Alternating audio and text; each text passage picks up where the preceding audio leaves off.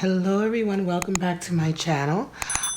Today we're going to do the 2020 love outlook for the sign of Pisces. Now I'm speaking very low because I recently lost my voice and I have to be very careful so that I don't lose it again, and so that I'm going to be good in time for the weeklies that I'm doing tomorrow. So bear with me, but we're going to get right into it. We're going to pull out your romance angel messages first for this 2020 love outlook for Pisces. And then we're going to pull out your animal spirits and then your 6-card spread. All right, Pisces? Now, this is going to be just a general outlook on love for the year. And so it may not resonate with everyone, and that's fine. You may only resonate with part of the reading, and that's also okay. Just take what applies to you, and if it doesn't apply, just let it go. All right, Pisces, your first message out is worth waiting for. Divine timing is at work in your love life. Nice. And then we have true love. This is the romance of a lifetime. Wow. I love those. Worth waiting for and true love. Well, those are two very compatible messages, right? So let's go ahead and pull out your animal spirits for this period as well. Of course, those messages are pretty self-explanatory. So let's see what kind of animal spirits you have for you and your partner. I am pulling two messages because ideally this really is going to be a outlook for someone who has someone in their life, right? You already have a relationship. This is not really to look at the love outlook for single Pisces, right? So this is going to be for a Pisces who at least knows who their soulmate is or has their eyes on somebody already. And so this is what we're looking at. All right, so let's pull out your animal spirits for this 2020 love outlook. I am considering doing an outlook for singles also. But that won't be probably until after the new year because I still have to do the January love readings, which need to be out in time for January 1st, and the weeklies. All right, Pisces, let's pull out your two animal spirits. We have the vulture. Nothing is wasted. All right. And then we have the beaver spirit. Lay a solid foundation. Wow. Okay, that's quite nice. Interesting that the vulture would show up, right?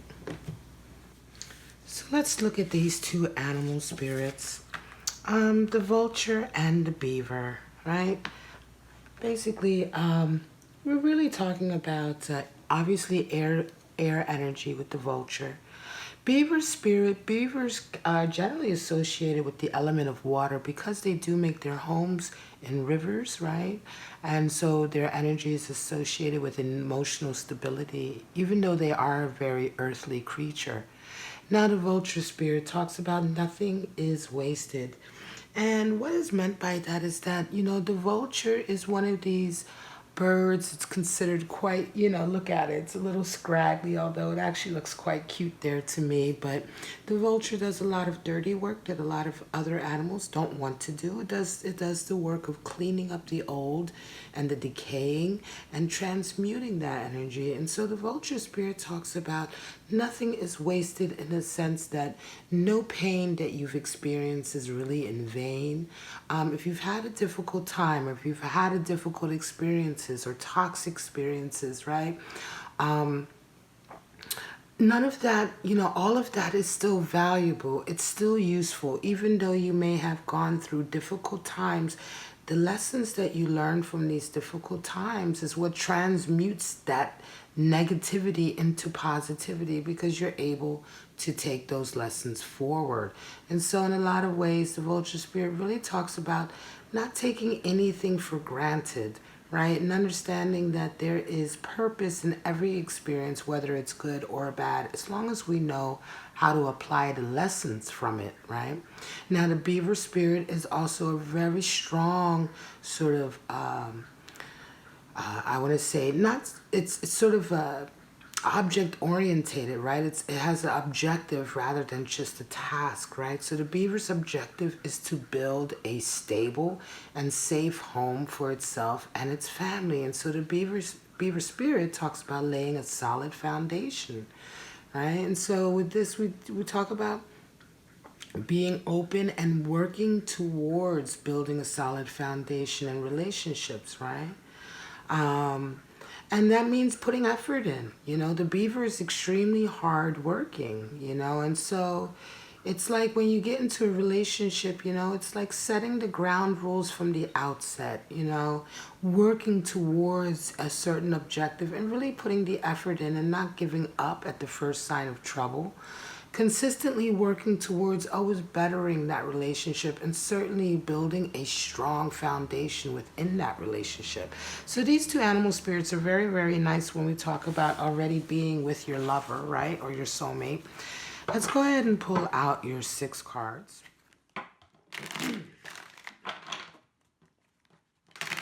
And these are going to be your energies that you're bringing, the energies that, how you see yourself in the relationship, how you see your partner, and how you see the relationship itself, all right? And then we're going to pull the same 3 cards for your partner. Do excuse the background noise. That's just my cat flipping out like she always does during these readings. All right, my lovely Pisces, let's get right into it. You can already hear my voice is starting to go again. All right. Straight out, we have for you 4 of Wands and your partner, Queen of Cups. How you see your partner and how they see you. How you see the relationship and how they see the relationship. All right, so here we have it. Let's see what's at the bottom. Emperor energy, right? Stability.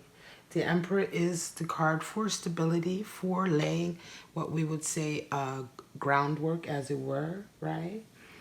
All right, so Pisces, how you see yourself and how your person sees themselves. Well, you are resonating with 4 of Wands energy, and they're resonating with Queen of Cups energy. So this is a really strong love connection for you.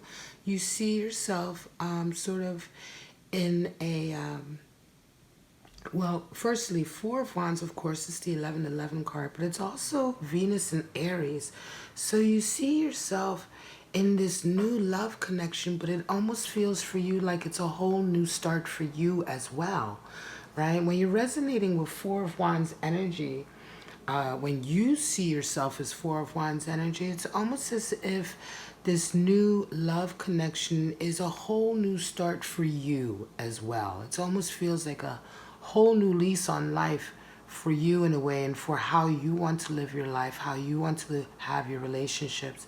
And it's tied in with this new connection, right? So you're really identifying with this new love connection as reflective of who you now are at this stage in your life. Now your person, your divine feminine or masculine, your soulmate, is resonating with Queen of Cups, and this is how they see themselves during this 2020 period. And Queen of Cups is also very, very lovely, strong energy, right? As above, so below. So the Queen of Cups is very open with her emotions. She has a very special cup of love to give. She is not afraid to be vulnerable. She's not afraid to share her feelings, right? She's not afraid to sort of give it her all. Just, even if she may get hurt, she understands the nature of relationships. But what she desires most of all is simply to express her feelings with someone who also can reciprocate that, right? Because she wears her heart and her feelings so outwardly and so much on her sleeve, she really almost needs to have an outlet for this expression for her to feel comfortable. And of course, Pisces, you resonate with Cups energy. Queen of Cups is water of water, so this is the most watery aspect of the core cards. And we're talking about somebody who's definitely very deep emotionally, who likes to communicate that. And I feel like this partner is certainly resonating with you, Pisces, because you're very much the same type of energy, right? Now, how you see your partner and how they see you. You see your partner as a Knight of Swords, right? And they see you as a Five of Wands. Now, this is quite interesting. You see them as literally your knight in shining armor. You see them as someone who really comes to your aid. They help you sort of break away any obstacles. This person certainly is someone who is not going to be easily sort of driven away by hard work, right? So when we talk about beaver spirit, right, laying a strong foundation, a relationship that's worth waiting for, your partner is how you see them. You see them as the type of person who's going to fight for this relationship, right? You see them as being very intelligent. The Knight of Swords is heir of air, so they're very intelligent. In your eyes, I think you see them as very much, and this is not gender specific, but you do see them as your knight in shining armor coming to save the day. I think they probably help you immensely with a lot of strength, right? I believe they're probably extremely positive and enthusiastic for you, but more than anything, they're very driven, and they certainly feel like they're driven to make this relationship work. However, your partner sees you as a Five of Wands. So it could be that you are dealing with a lot of other power struggle in your life, and this is why your partner is coming in so strongly for you. I think they want to be your knight in shining armor because they see that you're embroiled in a lot of sort of this is really Five of Wands is, excuse me, I may have said Five of Swords. I meant to say Five of Wands. I often do that, but of course I know it's Five of Wands. A Five of Wands is a power struggle that is very competitive, right? So this is like when, you know, everybody's trying to beat the other one out. Everyone's trying to be on top, right? It's a very passionate sort of energy. Of course, Wands is fire.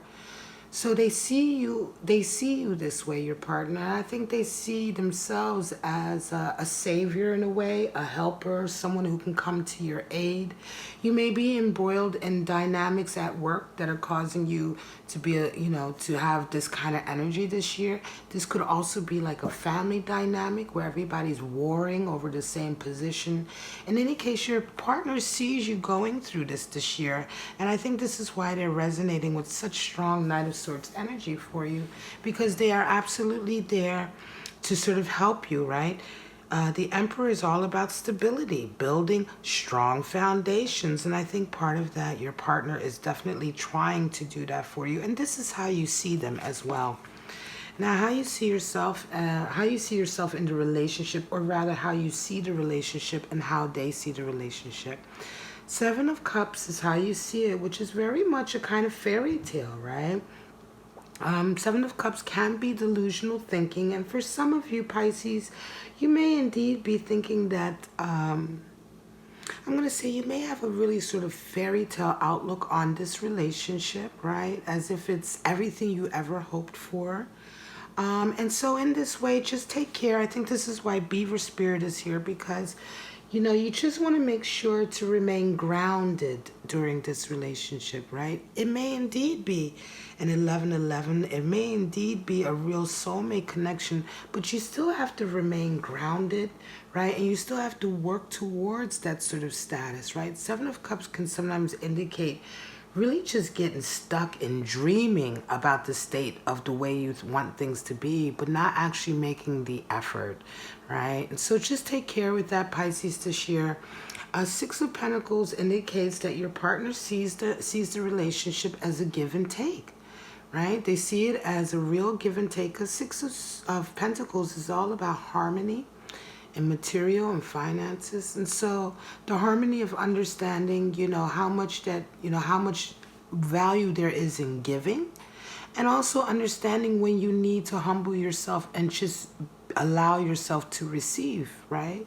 So there's two sides to it, right? It's those receiving and the person giving. And so there's a harmony here, a balance, and I think your person sees this relation as such a balance. They may indeed be the ones who have the money, right, with the Pentacles, so they may be bringing a level of financial abundance to the relationship, right, or support, or a financially stable basis to the relationship, and they may see themselves as that way, but it's not sort of begrudging. They don't feel like they're in a money relationship.